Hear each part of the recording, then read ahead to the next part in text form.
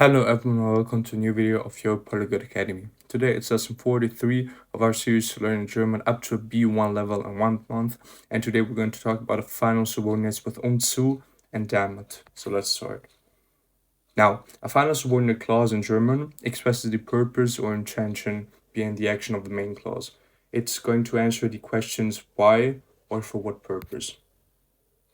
These clauses can be introduced by the construction zu or by the conjunction damit. So today we're going to talk about these two cases.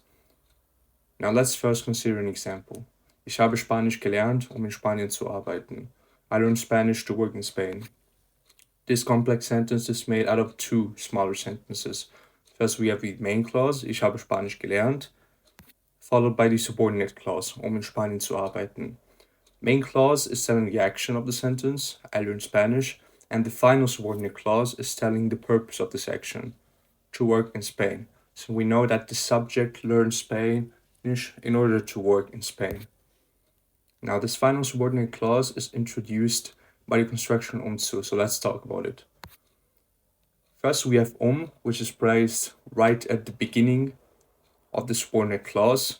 Then is followed by different objects. In this case, we only have in Spanien, which is the object telling the place.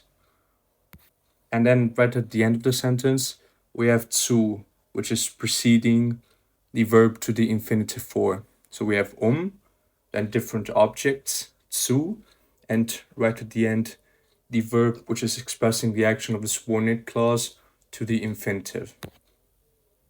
Now, there's a trick in order to remember how to form zu sentences in order to express final subordinate clauses. In order to build the zu construction, you have to start the final subordinate clause with then follow it with any necessary complements, and then place zu directly before the main verb in its infinitive form at the end of the clause. So this is very important to remember. Now let's consider a second example. Firstly, let's consider the English sentence, I study a lot in order to become a doctor. How would you say this in German with construction zu? Think about it for 2 seconds.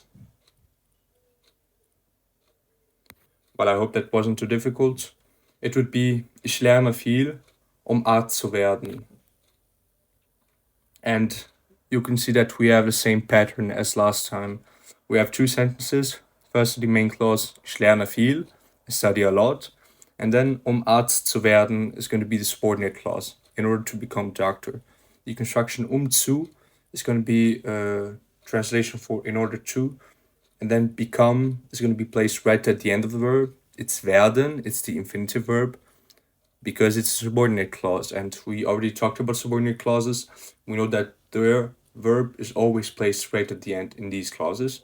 And then we have Arzt, which is the complement, the object of the sentence, and it is placed right between and zu. Now, if you don't have any questions about that, let's move on and let's talk about damit. Damit translates to so that or in order that, and is also used to introduce a final subordinate clause expressing purpose or intention, so just like zu. Now let's consider an example with damit. Ich renne, damit ich nicht spät komme. There we also have 2 sentences. Ich renne, which is the main clause, I run, and then damit ich nicht spät komme, so I don't get late. Damit is the conjunction which is introducing the subordinate clause, and the meaning is in order that, or so in this case. And then we have ich nicht spät komme, I don't get late.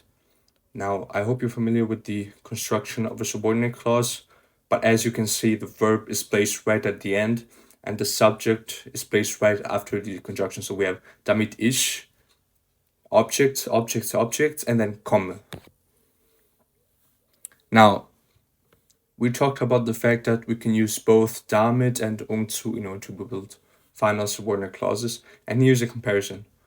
The 2 sentences basically have the same meaning, and there are simply 2 ways in order to express them. Ich renne, damit ich nicht spät komme, or ich renne, nicht spät zu kommen.